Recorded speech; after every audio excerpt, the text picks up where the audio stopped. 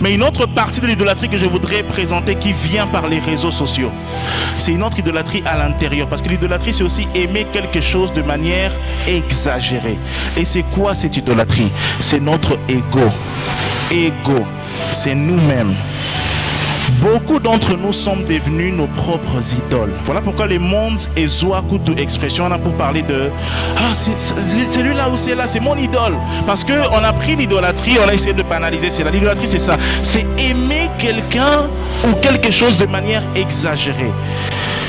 Et premièrement, la première forme, je vous ai dit, c'est même imaginer qu'il y ait d'autres dieux en dehors du Dieu que nous servons. Ne serait-ce qu'imaginer cela, c'est déjà de l'idolâtrie. Parce qu'il n'y a pas d'autre Dieu. Même le diable est une créature. Il n'y a pas deux camps. Alors, les camps des dieux, les camps du diable. Le diable n'a pas de camps. Il est en train d'embrouiller tout le monde là. Mais il n'y a qu'un seul Dieu et c'est Elohim. Mais ensuite, il y a l'idolâtrie de notre propre être intérieur. Notre ego.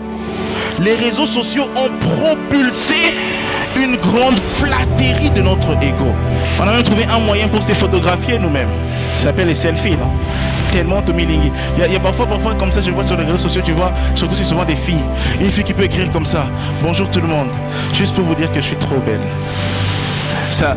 Et parfois des gens qui disent: ah, ça c'est la confiance en soi. Je dis: mais waouh, comment les gens peuvent. Il y a des gens, oh, vous avez déjà rencontré mon ami Lingaka, Makasi trop, qui s'aiment exagérément, qui chaque jour doit mettre des photos naillées sur les statuts. Qui tu regardes sur son Facebook, elle a 10 000 photos naillées. Comment on peut s'aimer autant? Comment tu es arrivé à 10 000 photos de toi? Il y a des gens qui s'aiment trop. Et c'est propulsé par quoi? Par les réseaux sociaux. Ça nous a apporté une autre forme d'idolâtrie où on aime beaucoup trop notre personne. Et c'est rentré même dans l'église. Comment? Pour que je dois vous flatter. Parce qu'au final, dormi comme il a trop. On ne se considère pas comme des pécheurs perdus. Qui de vous ici peut forcément se dire: ah, comme Paul, misérable que je suis, qui me délivrera de ces corps? Qui peut se regarder avec tellement d'humilité pour qui est sauté? Je suis un être si vil. Non, mais Paul l'a dit. Mais nous, si je dois te dire, Ozaki Togotro, tous tes ennemis vont tomber. Tous ceux qui te font du mal vont tomber. C'est souvent, et c'est vrai, mais parfois on les utilise, et même les pasteurs sont rentrés dans le piège de les utiliser pour flatter les peuples de Dieu, parce que c'est ça qui marche. Parce que les gens aiment maintenant entendre ce qui flatte leur ego. C'est ça que je vais avoir comme nourriture. Si tu viens à un enseignement sur la repentance, sur le péché, ah non, ça me flatte pas trop. Mais dis-moi combien je suis bien. Dis-moi combien c'est que j'ai. Et parfois on dit: le trésor est en moi. Non, on n'a pas de trésor. Le trésor est en Christ. Dis-moi combien je suis bien. Flatte-moi dans tes prédications. Montre-moi combien moi je suis spécial. C'est là que je te prête mes oreilles. Nous devons avoir juste milieu et appréciation et bisomoko. Tu sais, tu ne peux savourer l'amour de Dieu. Tu ne peux savourer la grâce de Dieu que dans la mesure où tu te vois toi-même mauvais. Je m'explique. Vous voyez là, il est écrit Tabera.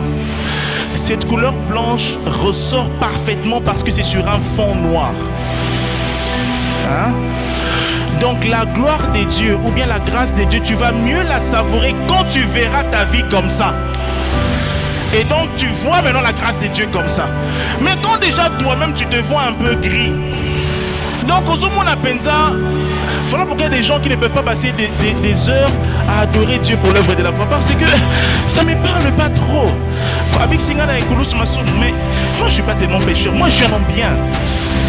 Bandakala déjà besoin de reprendre déjà Bandakala Masumu Penza Biso Naïba Penza te na Salar Mabete. Tu as l'impression, parce que tu ne connais pas l'évangile, tu as une belle image de toi.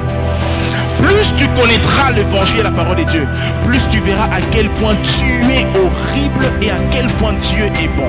L'évangile, c'est toujours à quel point nous ne valons rien, à quel point Dieu nous fait valoriser, à quel point nous sommes pécheurs, à quel point nous sommes dans notre face sanctifiés, justifiés par Dieu, à quel point nous ne méritions rien, à quel point nous avons tous obtenu par grâce. Ça va toujours de pair. Comment tu as une si belle image de toi? Et on a parlé des extraits vidéo. Cérémonie vidéo, accepte-toi comme tu es. Ne fais aucun effort. Celui qui t'aime doit t'aimer comme tu es. On aime des phrases qui nous flattent. On aime des choses qui nous flattent. Là, on poste sur les réseaux sociaux et on poste. Vous savez combien poste d'extraits, ma pasteur, comme Bamboua qui est là? Parce que le pasteur t'a dit quelque chose qui a flatté ton ego. Mais si le pasteur te dit quelque chose, tes ennemis, tu dois les aimer. Ah, papa. Oh, tu sais, comme là je suis en train de vous dire, au fait, tu es aussi noir, si pas plus noir que ces murs. Il n'y a que la grâce de Dieu qui nous qualifie. Je dis, mais ça, on ne me flatte pas, moi. Je ne suis pas si joli dans cette prédication. C'est ça l'évangile. L'évangile te révèle à quel point tu es mauvais et à quel point tu es bon.